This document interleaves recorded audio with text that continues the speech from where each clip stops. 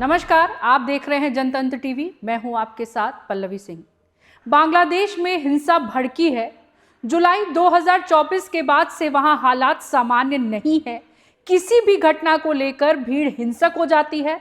भारत के लिए चिंता की बात है कि वहां भारत विरोधी नारे लग रहे हैं। भारत के खिलाफ हसीना को लेकर नाराजगी है, मगर इस नाराजगी को हवा भी दिया जा रहा है। भारत से ज्यादा बांग्लादेश को अपने भविष्य के लिए सोचना चाहिए। हसीना को किस लिए हटाया? अगर हसीना के बाद हसीना से भी बदतर व्यवस्था और सरकार बनानी थी, तब इस आंदोलन का क्या मतलब? अगर इसका लाभ उठाकर जमाते इस्लामी जैसे धार्मिक शक्तियां सत्ता पर काबिज होंगे, तब बांग्लादेश की आम जनता की कोई आवाज नहीं रह जाएगी। बांग्लादेश ने अपने लिए अलग रास्ता चुना था, आज उस रास्ते से भटकता जा रहा है। उम्मीद है वहां के लोग धर्म और हिंसा के बारे में खुले मन से विचार करेंगे। चलिए, क्या है इस पूरी रिपोर्ट में, आपको बताते हैं विस्तार से। दिसंबर 2025 में बांग्लादेश एक बार फिर अशांति और हिंसा की चपेट में आ गया है। राजधानी ढाका से लेकर चटगांव, राजशाही और मायमनसिंह तक सड़कें गुस्से से गूंज रही हैं। प्रदर्शनकारियों ने मीडिया हाउस को आग लगाई, अवामी लीग से जुड़े स्थलों पर हमले किए और सबसे चौंकाने वाली बात, भारत विरोधी नारे लगाते हुए भारतीय दूतावास और सहायक उच्चायोगों पर पथराव किया। इस हिंसा की जड़ में है एक कट्टरपंथी छात्र नेता शरीफ उस्मान हादी की मौत, जो खुद को भारत विरोधी राजनीति का बड़ा चेहरा बताते थे। 12 दिसंबर 2025 को ढाका में चुनाव प्रचार के दौरान मोटरसाइकिल सवार हमलावरों ने हादी पर गोली चलाई। सिर में गोली लगने से गंभीर रूप से घायल हादी को सिंगापुर ले जाया गया, जहां 18 दिसंबर को उनकी मौत हो गई।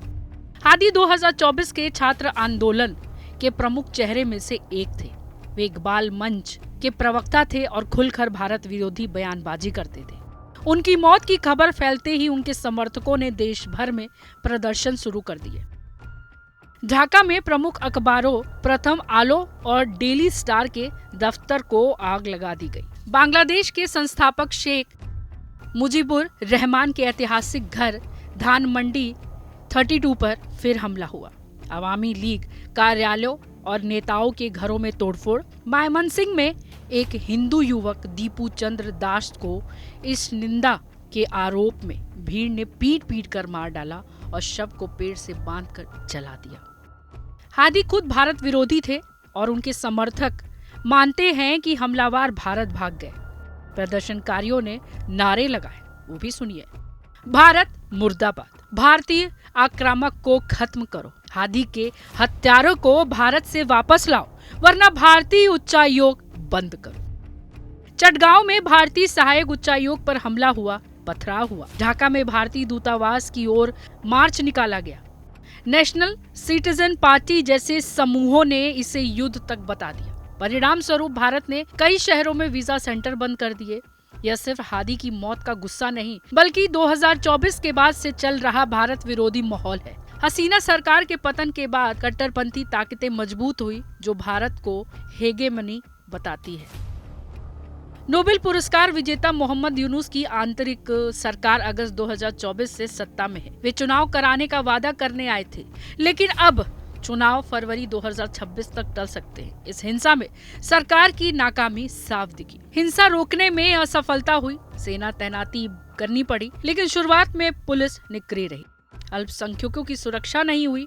2024 में अब तक हिंदुओं पर सैकड़ों हमले हुए, मंदिर जलाए। दीपू चंद्रदास की लिंचिंग इसका ताजा उदाहरण है। यूनुस ने हादी को शहीद बताया और राष्ट्रीय शोक घोषित किया, जिससे कट्टर ताकतें और मजबूत हो गई।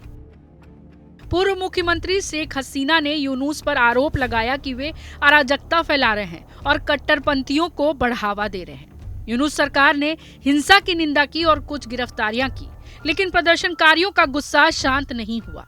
अंतर्राष्ट्रीय स्तर पर भी सवाल उठाए जा रहे हैं कि नया बांग्लादेश क्यों पुरानी अराजकता में डूब रहा है। यह हिंसा बांग्लादेश की राजनीतिक अस्थिरता का संकेत है। चुनाव से पहले कट्टरपंथी ताकतें सड़कों पर उतर अपना दबदबा दिखा रही हैं। भारत के लिए यह चिंता की बात है क्योंकि पड़ोसी देश में अस्थिरता सीमा पर असर डालती है। यूनुस सरकार अगर कानून व्यवस्था नहीं संभाल पाई तो बांग्लादेश और गहरे संकट में फंस सकता है।